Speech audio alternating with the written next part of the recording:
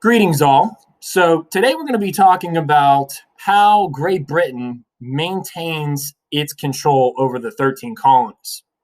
Okay, after they fully develop their economic systems and their political systems.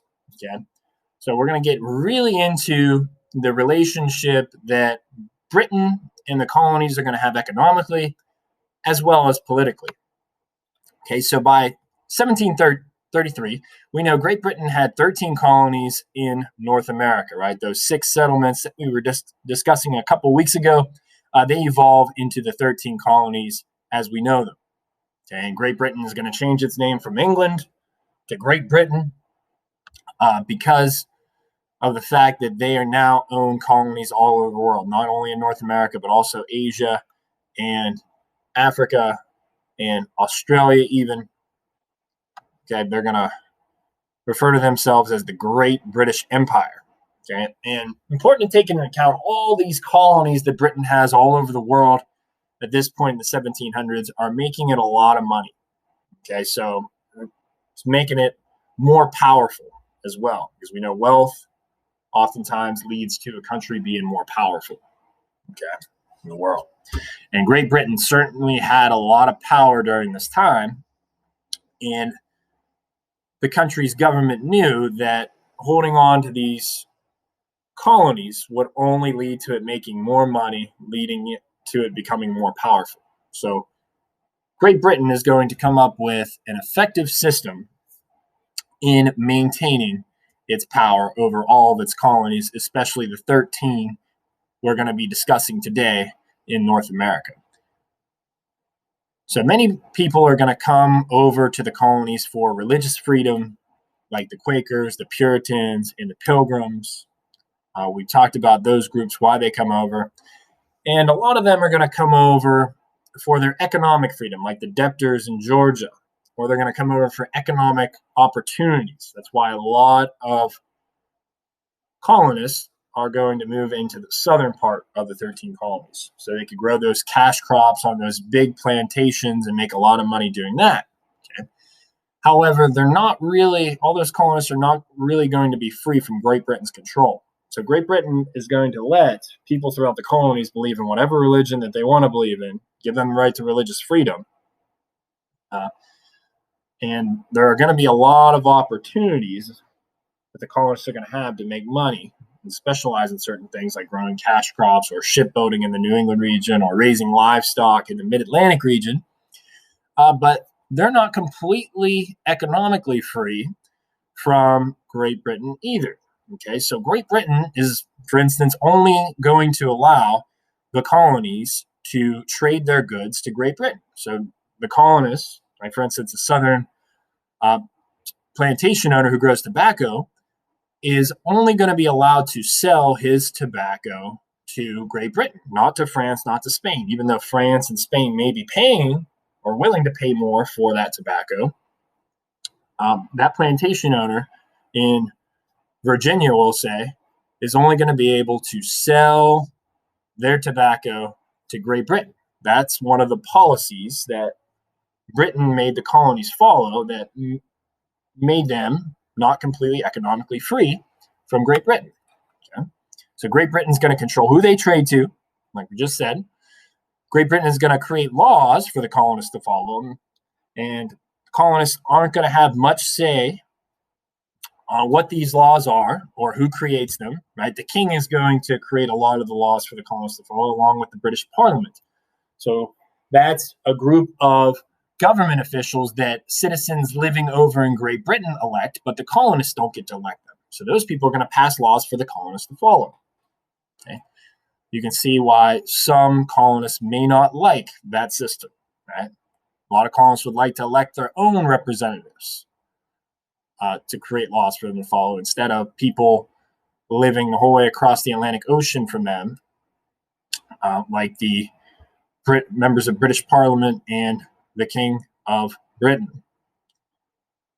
And the British are going to control the governments over in the colonies. So trade. Britain's going to have very strict rules about trade.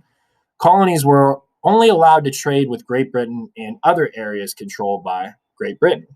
Okay, so for instance, the southern plantation owner, we'll keep going with that example, he's going to be able to sell his tobacco to other British colonists living in the Massachusetts colony or the Pennsylvania colony. But he's not going to be able to sell his tobacco to Spanish Florida or Spain or France or Germany, okay, or any other areas throughout the world that are not controlled by Great Britain.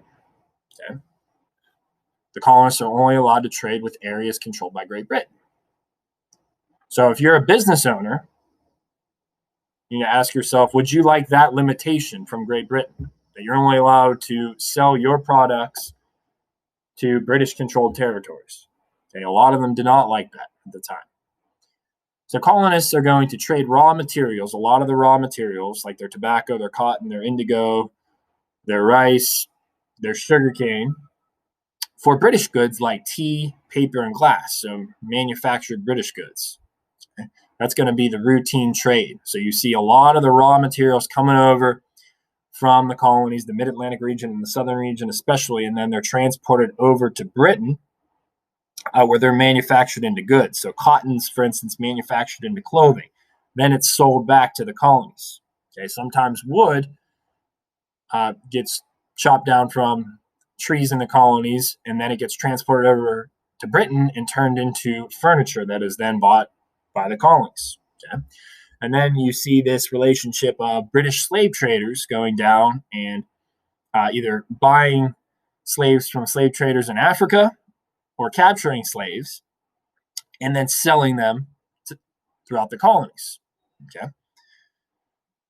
So you see that triangle of trade there, that economic relationship. So we call that a relationship of interdependence, right? Because the colonies are relying on Britain for certain things, okay, like finished products or manufactured goods, and Britain is relying on the colonies for their raw materials so they can turn them into manufactured products.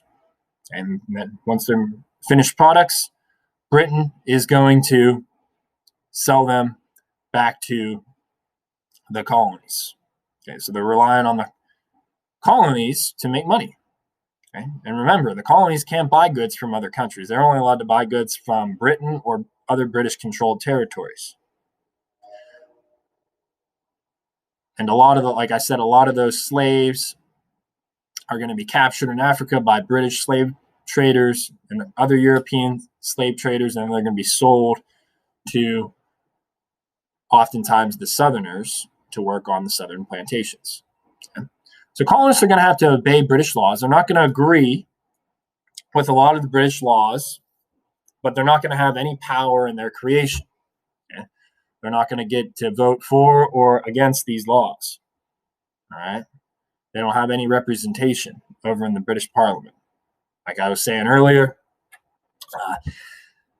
the British Parliament is an elected group of individuals elected by British citizens living in Britain only. The colonists could not elect them. Okay? And the colonists also did not elect the king. The king just ruled. Okay? He was anointed by his father or his mother to serve as king. It was a hereditary bloodline. That's how Britain decided who their ruler was going to be. So the laws are enforced or ensured to be followed by the governors in the colonies. And the governors are going to be hand-selected by the King of Britain during this time. Okay? So colonists, they're going to be able to create some of their own laws, but the governor's still going to be in control. Okay, so for instance, we talked about the New England region having town meetings where people living in the New England region are going to elect town officials, and those town officials are going to pass laws for their areas. Okay, but those were laws of less importance. Those weren't like trading laws. Okay, they were more like curfew laws, like what time businesses had to close in the towns, or what time children had to be indoors at night.